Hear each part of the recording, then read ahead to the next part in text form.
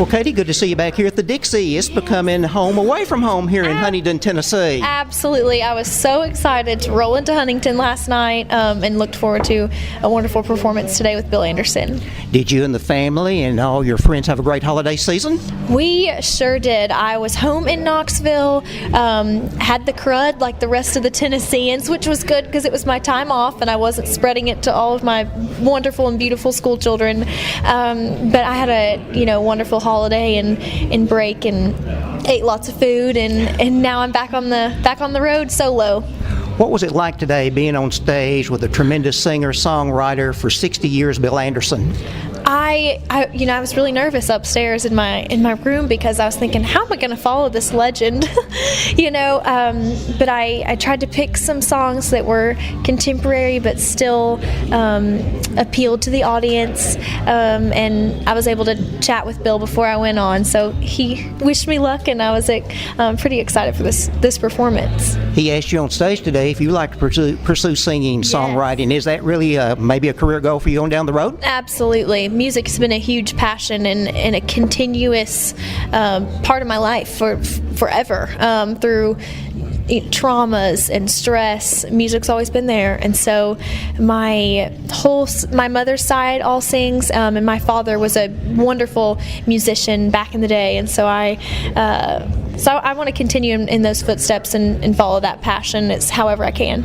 Caty, when you were here last month and we talked with you a few moments, you told us about other passions of yours and platforms and causes. Give that again to our audience and why you chose a particular platform as you represent people all across the great state of Tennessee and in the United States. Yeah, absolutely. Well, my platform is attacking addiction, prevention, recovery, and restoring families. And like I just mentioned, my father, he was a wonderful musician, and so I looked up to him for forever. But he battled addiction and dealt with an opioid addiction and alcohol addiction, and he eventually committed suicide about 4 years ago. And so it's been a labor of love for me to travel across the state and spread this message, and although very emotional for me, it's actually healing in its own way, for me to talk about addiction and how it's impacted me as a child of an addict, how I overcame these different obstacles, and how I'm not in a recovery center. I know that there a much more higher chance of becoming an addict. If I were to become an addict, I have a higher chance of also committing suicide. I'm very aware of those statistics, and so I am able to talk to these kids about overcoming those obstacles and breaking the cycle themselves. You mentioned talking to kids. How important is it to talk to kids at an early age, even at the elementary level, to tell them about the dangers of substances and drugs and what is out there in the world that they should stay away from? It is so important.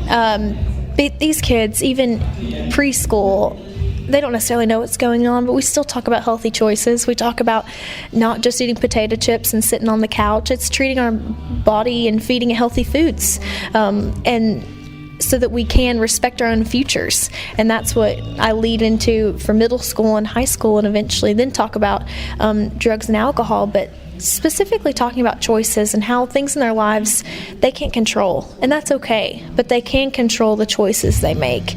They might not understand why their parents are fighting, or why their sibling is in rehab, or why they just lost their grandparent. Those are things out of our control, but being able to hear from a Miss Tennessee who didn't have a perfect life, tell them that it's okay, that they still have another option, I think is the most important message that we can share. Are you going to be busy here the final 5-6 months of your reign before we crown the new Miss Tennessee in Jackson here in June? Oh, I will be very, very busy.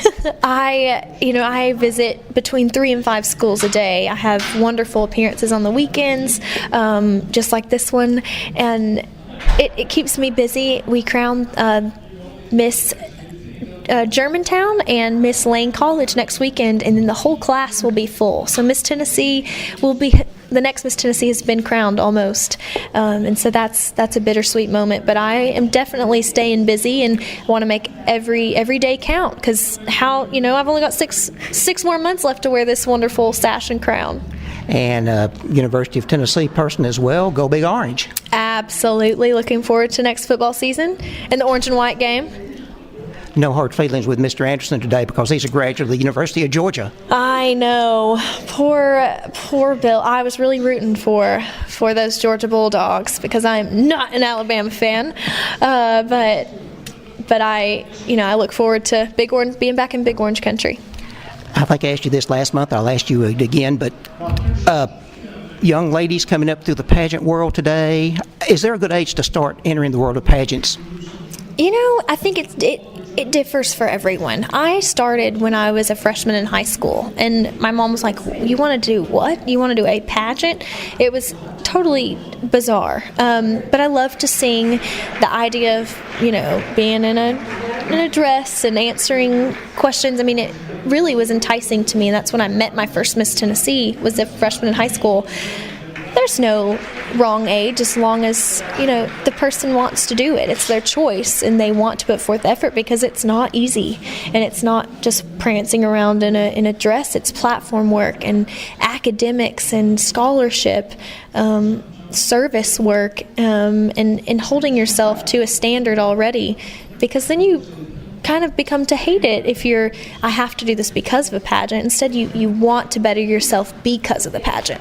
There's a difference in a pageant and a beauty contest. Yes, we are a scholarship organization, and so I am very, very fortunate to have received $36,125 because of the Miss America organization and Miss Tennessee pageant. And so I will speak highly of this organization till the day I die because I have graduated almost debt-free, and that's unheard of nowadays. So I'm very honored to be Miss Tennessee and serve the rest of my term, you would say, and then who knows, might end up at the Grand Ole Opry next. We look forward to that, and I saw on the national level, Gretchen Carlson recently become, I think, director of the overall Miss America pageant because of things that took place. We'll not get into that, but she's going to be a great representative. Absolutely. I've said for many years I think we needed a female figurehead and people in positions of power within the organization that are female, because we are a empowerment organization for women. And so I look forward to the changes and the sisterhood that continues, and even in a reunion hopefully soon for my class. Caty, always good to see you. Thank you again for your time today. Thank you for the way you represent Miss Tennessee at the national level. Thank you for what you're doing. And after you give up the crown in June, don't be a stranger. Come back anytime. Oh, absolutely. I look forward to coming back to the Dixie. Thank you.